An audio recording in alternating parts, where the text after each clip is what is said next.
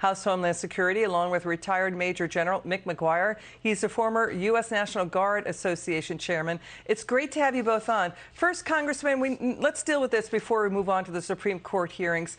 Congressman, Reuters is reporting the European Union nations will not join in the embargo with the U.S. and U.K. against Russian energy. Why don't they take on U.S. energy to replace it?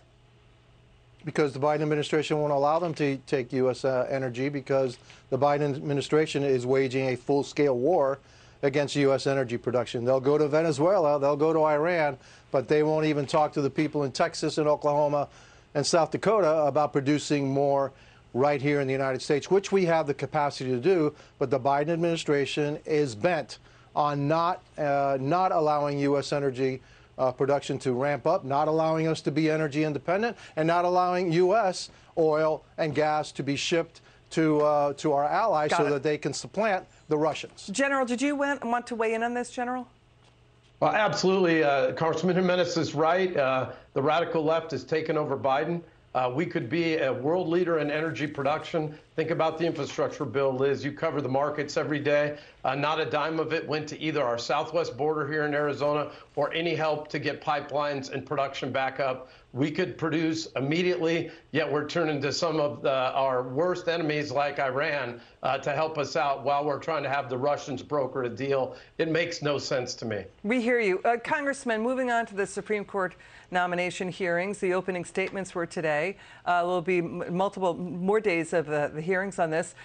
Congressman, Republicans are tagging Judge Jackson as soft on crime, focusing on her work as a public defender, including defending 4 Guantanamo Bay detainees, also work on a sentencing commission, and the fight over her sentencing appearing to be lenient on those accused of child sex crimes. What was your reaction to today's hearings? Well, I think, look, we need to look at what her philosophy is about the Constitution and how she will interpret the Constitution. You know, I am a strict interpreter. I like the Constitution to be interpreted, not a new law to be dictated by the Supreme Court. You know, it's up to us to dictate and to make the laws of the United States, the legislators. It's up to the Supreme Court just to give opinions on what the law means, not to create new law. And so my thing would be, what is she? Is she one of these, you know, it's a living, breathing document, so I'm going to make new law, which is not what she's supposed to be doing? Or is she one that's going to strictly interpret the Constitution? I think she's going to be, you know, the former. I think she's going to be one of those that wants to create law, not interpret law, which I don't believe that's her job. Yeah, you know, to the Congressman's point, General, Senator Mitch McConnell is saying she's spent less than a year on the appellate court. She's a trial lawyer, but we don't have her appellate court record. She only weighed in, I think, authored 2 opinions. That's the issue. We don't know how she would stand on the Constitution, on the constitutional aspect of it. Right, General? Yeah, you bet, Liz. And as you mentioned, I'm running for the U.S. Senate here in the great state of Arizona. I would call on my colleagues, my future colleagues, as we unseat Mark Kelly, to just ask one question. Does she believe that D.C. can enter the union as a state? The answer is no. As a strict constitutionalist, it requires an amendment to the Constitution. She's got a weak record. Defund police, abolish ICE, and now a completely open border policy. Biden has given in to the radical left, and that's what we're seeing in these nominations. She'd be the first black female member of the Supreme Court, the first justice in decades with a public defender background and as a criminal defense attorney. There were fireworks today. To the Congressman's point, what he mentioned earlier about the far left bypassing Congress to go to the courts to get their policies enacted. That's what Senator Ted Cruz was talking about today. Watch this. Our Democratic colleagues want the Supreme Court to be anti-democratic. Our Democratic colleagues get frustrated with the democratic process. When they can't pass gun control laws because the American people don't support them, they want unelected judges to mandate those same laws instead.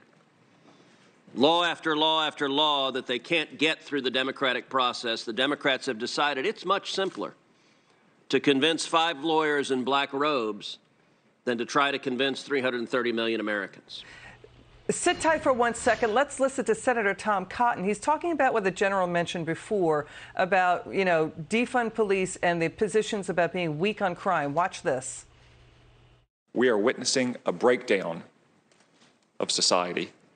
There are many Americans who no longer feel safe today. Parents are scared to walk down the streets that used to be free from crime. In 2020, anarchists, rioters, and left-wing street militias raged across the country, and murders increased at the fastest rate in history. The Biden administration is committed to these soft-on-crime policies, like ending cash bail to create a catch-and-release system for violent criminals. The consequences are obvious. Skyrocketing violent crime, emboldened gangs, and drug overdoses reaching numbers never before seen in American history. Congressman, how will the judge respond to that? Because this is what's at the heart of what Americans are feeling today. Well, I'm not sure how she'll respond to it, but I'm afraid that how she's going to be adjudicating her opinions as a member of the Supreme Court.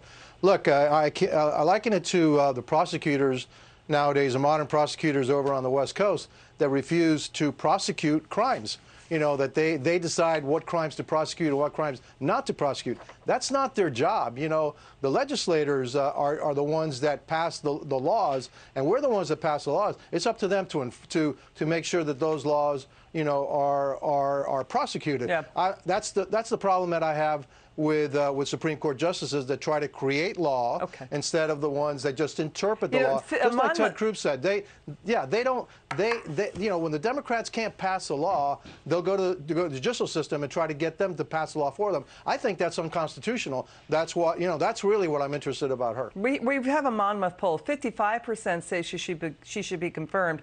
In general, she's endorsed by 91 state attorneys general, police unions, former prosecutors as well. But there's a big fight over Senator Josh Hawley's statement saying he can't find a single case of her time on the federal bench in which she sentenced a child porn offender to the recommended guidelines. Democrats are saying what he's saying is wrong. When you saw this, General, what was your reaction?